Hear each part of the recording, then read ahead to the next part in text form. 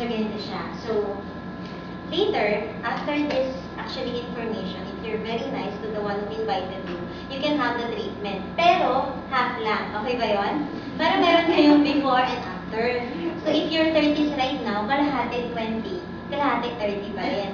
Para ikaw yung sariling modelo, di ba? Para ma-feel mo talaga if there's really a difference. So, you see the eye bags, the laugh lines. These are the external manifestation ng age natin, ng genes natin, as we turn, as we age din talaga. Same as yung, may makalala tayo, pag kumaway, nagkakangak natin ganito sa video, dalawa yung kumakaway, di ba? If you ask me, utak ba to? Hindi. Utak na nasa tiyan, di ba?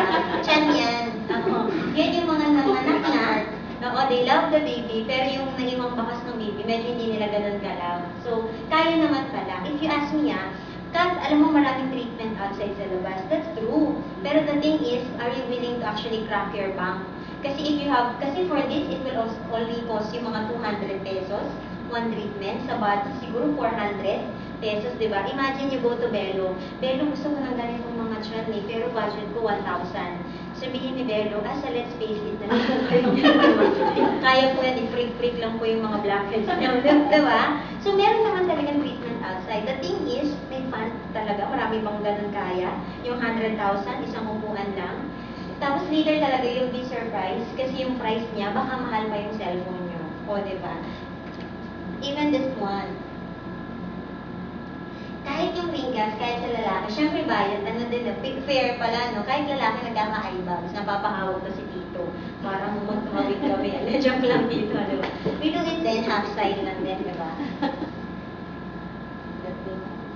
Tapos you know people na meron ganitong problem, varicose veins, sa medicine, it's considered fatal already kasi uneven yung blood circulation. May mga vein na medyo namamaga, kaya umaangat siya sa balat. Kaya, diba yung ugat. So, from this one to this one, hindi nga lang siya one application. 3 months. Okay lang ba? Kasi at least siguro everyday, mga 10 minutes. At your own time.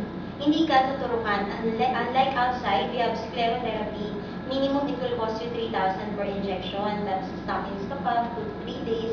Diba? So, mga kalala rin ko yun na may mga beer belly. Yung medyo ang tubig nila ay alak. Meron din pala, may pag-asa din pala. Outside, you can have it, tummy tuck, body tight. Yun nga lang, kung ang budget mo talaga is mga 500, wala talagang kaya ibigay sa atin, kahit si Kalayan. Diba? So this one, you do it on your private time. At the same time, you know people like this, may HIV, hair is vanishing. O, diba? So dati, para malabo naman. Ngayon, lumapad na yung noo. May mga kilala tayo ganun. So corporate, ito daw yung sobrang matatagal na, matataba na yung wallet. Pero habang tumataba yung wallet, naminipis yung buhok. Diba? So, from this one to this one, basta meron pa rin talagang yung hair follicle. Kasi meron tayong implant para ma-absorb ng cells sa hair, para ma-nourish siya, para mag-release siya ulit ng mga new hair. Unlike suspension, you can have naman mga hair implant, hair transplant. Again, it will cost you so much talaga. Na minsan, yun na yung yearly income mo para lang magkaroon ka ng banks. Sabi nga nila di ba? Kung ang budget mo 100,000, hindi yung buong panat mag-cura, magkakaroon ka lang ng baby banks. Payag naman ng tito, 100,000 na baby banks pa rin. Di ba? Wag na lang, di ba? So you do it on your own, tapos may ka-partner lang siya na treatment for the hair. So this is actually our second technology, the Vitality. It's called the Fountain of Youth in a Bottle. It's not your typical supplement or vitamins. Na parang when you drink it, tapos pag nag-wee ka, kulay orange na, ay, na-absorb na ng body ko kasi may kulay na inig ko eh. It's not actually an expensive urine. What separates us, yung technology that will target the genes of the brain and the heart, nilagay lang sa isang capsule. So would you believe na parang if the brain is okay, everything else follows? Diba? You know people when they turn 16, hindi na sila kasing attentive ng mga 20s, ng mga 30s. Pero what if you have the chance, kahit 50 ka na, you think like 30 years old or 20 years old. Okay ba yun? Diba? Tapos yung heart mo sobrang healthy pa. Diba? So that's actually what the Vitality does. Plus medyo may mga narinig lang ako yung mga tito daw na medyo may problem sa gabi, yung medyo mabilis mapagod. Alam niyo, yung mga may asawa lang. This could actually help daw for the muscle or the sexual drive. Okay ba yun? So baka may nakilala na parang napapangiti si ate. Parang may kilala ako may ganyan. So I heard a friend parang they're 5 years na together. Pero after that, taking this plus yung healthy lifestyle, after 3 months, pregnant na yung asawa niya. Stress lang pala sila talaga. So you know people na hindi magka-baby dahil sa stress nila or ganyan. So share them this technology. Second is that, or finally, we have this biphononic scanner. It's not a typical open or plancha. Mukha lang siya talagang plancha, no? Right now, for sure, you've heard about the term na antioxidant. Narinig na natin, di ba? Sabi nga, even yung San Miguel, na dating Pale Pilsen, naging San Miglite na. Kahit daw pala mga manginginom or lasinggero, health conscious na rin. Kaya sobrang lumaki yung market ng San Miglite. Pero how would you know, di ba, given the fact na maraming supplements, maraming vitamins, how would you know that it's being absorbed by the body? Hindi lang natin nare-release. Tapos, how would you know na hindi ka lang may placebo? Yung sa isip mo lang na parang okay ka na, parang feeling mo dati, yung hindi nakakagusto sa'yo, gusto ka na kasi nag-vitamins ka na. Yung parang feeling lang, dapat medyo objective tayo, di ba? So, we have this machine, it has a blue laser light, you put your palm, yung antioxidant, pinakamabilis ma-reach sa body is the carotenoid na nasa skin natin. So, you put your palm, tapos may blue laser light, after 3 minutes, you'll get a score. Yung score, it will actually tell you gano'ng kataas yung antioxidant level natin. Okay ba yun? So, ganito yung nangyayari. Sabi nila, yung antioxidant level ng katawan ng tao is directly proportional sa lifespan niya. So, meaning, yung pinakamadaming pang-depensa sa inside their body, medyo mas mahaba yung buhay, medyo mas ligtas sa mga sakit like cancer, diabetes, hypertension. If given a chance, would you know kung gaano tayo ka-healthy? Siyempre, di ba? Kasi it's not only our advocate, it's not only external wellness, internal, sobrang lalo pa. So, this one is the score from red to blue zone. Red is the lowest, blue is the highest. So, syempre, kung kayo tatanungin, saan kayo yung Pinoy? Di ba, majorities ng Pinoy, 9 out of 10. We love living on the edge. Lahat talaga majorities ng dito, di ba? Kasi sa Pinoy, napaka-healthy ng pagkain natin. Dito lang naman may sisig, may crispy pata, di ba? Dito lang naman kada kainan may soft drinks, di ba? Or in our neighbor countries, normally they eat this score, lalo yung mga Chinese, kasi medyo magulay sila, di ba? So once you get your score, it will actually tell you kung tama ba yung lifestyle mo, kung tama ba yung kinakain mo, plus yung supplement mo, kung magano ba talaga. Kasi you're investing na rin for the health, might as well know, effective pa talaga siya, di ba? This technology is not from us, it's actually from University of Utah. The one who actually did as well, yung pacemaker or yung artificial heart, di ba? So, hindi ganun kadaling gumawa ng ganun technology. Binalidate yung effectivity ng technology ng Harvard, ng Stanford, ng Purdue. Sobrang malalaking institution worldwide. I don't think they would lie for someone else. Okay ba yun? Share ko lang kanina lang, there's a sad story. One of my boss, 45 years old, na heart attack. Morning, 1 attack lang, dead na. So in short, dadalawin namin sa Saturday. Although nag-resign na ako, di ba? Pero he looks healthy. Actually, nagpa-confine na siya noong 26. Okay siya talaga. Tito Matipuno, mas malaki pa yung katawan sa'yo. Pero may problem pa na yung heart. Tapos yung nakakatuwa lang, iba siyang mga tinitake na supplements, hindi pa na na-absorb ng body niya. So sad, no? Sana nag-meet kami agad na discuss pa sa kanya yung technology, di ba? So these are the board of directors of the company. You will see them, some of their books, very familiar sa Power Books saka sa National Bookstore, di ba? So what is our business? Wellness is the huge industry right now. Plus, we have this technology. That's the business. We are actually solving a problem right now. In layman's term, imagine niyo nasa industriya tayo ng lagnat. Pinakamalaking industriya is lagnat. Tayo na yung may kaisa-isang thermometer, yung panglagay sa kilikili, di ba? Para malaman kung gaano kainit yung tao. Tapos tayo lang yung sole supplier ng paracetamol.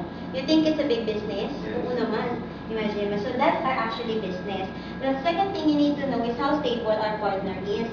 So this is what I found out. This is the part na sobrang talagang alam mo yun, sobrang nag-focus talaga ako kasi working for evaluation group na isang bangko, dito kami nakatingin. Bago mo pautangin, di ba? Titingnan mo kung gano'n ka-stable yung company. The company has more than 170 PhDs on staff.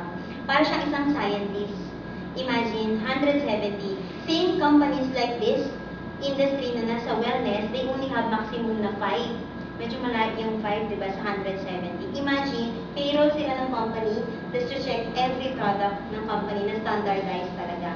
Second is that we have a credit rating from Dun & Bradstreet na 5A1. DNB is just like yung mga nagsi-CI, layman's term naman sa credit card. Di ba before you apply, bago ka approve, may tumatawag to validate the information. So Dun& Bradstreet naman, they actually give credit rating sa mga multinational companies. 5A1 is the highest. Just to give you a clear background lang din, this one has been rated this highest credit rating firm for the past 17 years. Hindi na chamba yung almost 2 dekada na mataas yung credit rating firm, meaning zero liability. Companies like Microsoft, Google, I believe Reebok, these companies has this actually credit rating firm.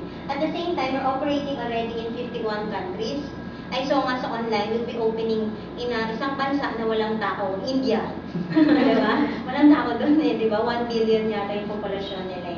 So imagine, that's why you could do business online. It has a global seamless compensation plan. So ito yung maganda sa business Wala tayong structure. Pero as long as marunong ka mag-email, marunong ka mag-Facebook, hindi lang naman yung wrinkles nasa Pinoy Marami pa dyan outside, may problems sa health or may problems sa skin, diba? So as long as marunong tayong mag-email, we could actually share them the information. I've been here for exactly 3 years. Believe me, parang last few months, 1/4 ng income ko nagaling sa US at saka sa Japan. Nung last month, South Korea. Kasi I have with me couple of mga successful executives. Halos lahat ng productivity nagagaling sa mga country na yon. I've never been there. So thank you dito sa Global Seamless Compensation Plan. Even I haven't been there, I got paid here. Okay, yung ganong business, diba? Imagine if you own a food cart, sa kanto ka lang ng MRT Ayala, paano bibili yung taga-Ortigas sa'yo? Unless dadalhin mo doon, diba? So this one is actually online. Finally, the company is publicly traded in the New York Stock Exchange. Right now, if you're working, diba, you might want to check if your company is publicly traded, meaning no skeletons in the closet. Tapos yung may mga taong willing to actually invest for the company. Sa Philippines, PSE. Tapos yung pinakamalaki sa US is the NYSE. You can actually do this. You could actually do your own research. Look for NUS, yun yung symbol ng Nu Skin. Hindi siya nasa NASDAQ. Kumbaga, blue chip company siya, main board. Part of the top 1% companies sa US, diba? So parang minsan pag yung mga friend ko, parang narinig ko na yung company na yun Hindi kaya yung mga scam, hindi kaya yung mga fly-by-night company. Sabi ko, sino magaling? Yung opinion mo o yung New York Stock Exchange? O, diba? So we can actually validate. Finally, this is my last part. The company has been recognized from time to time ng Forbes. Yung Forbes, ito lang naman yung pinaka-favorite basahin na magazine, na libro ng mga negosyante, di ba? Pag typical empleyado, minsan di natin ito pinapansin The company here, they launched top 100, top richest, ganyan, top biggest, ganyan. Last year, 2010, they launched top 100 most trustworthy companies in terms of management, accounting, finance, and legality.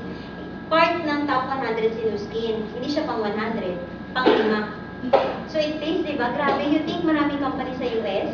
Parang oo naman, parang more than 100,000 companies. You being part of the top 5, it means something. You really is competitive, diba? So that has been my part. So right now, syempre you're very curious, diba? Oh, okay nga Kat, you've discussed to me information. Ano naman yung benefit ko dyan? How could I take advantage knowing the information? Sabi nga ng idol ko, si Ernie Baron, knowledge is power. Pero I don't agree too much kasi knowledge only becomes power if you take action with the knowledge that you have. So right now, the second speaker will help you how could you take advantage or action with the information you've listened to. So he's a graduate of Pamantasan ng Lungsod ng Manila din, computer science. Prior to doing the business full-time, he started in like me part-time. Project manager siya ng isa sa pinakamalaking BPO company here. So, right now, doing the business full-time, is likewise part, like me, ng hidden circle member ng company, is likewise an international Ruby executive.